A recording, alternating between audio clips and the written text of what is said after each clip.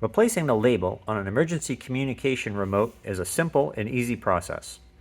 Simply use a barcode scanner, go to 1sae.com/shield30 emergency communication remote and pull up the remote label template. This will come up as a PDF that you can fill in. Simply type in the names of the remotes and print it out to actual size or 100%. Cut out the label, then simply remove the label that's in the remote,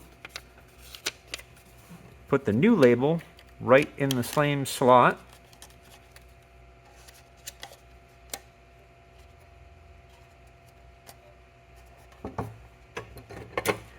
and now you have a professional looking remote.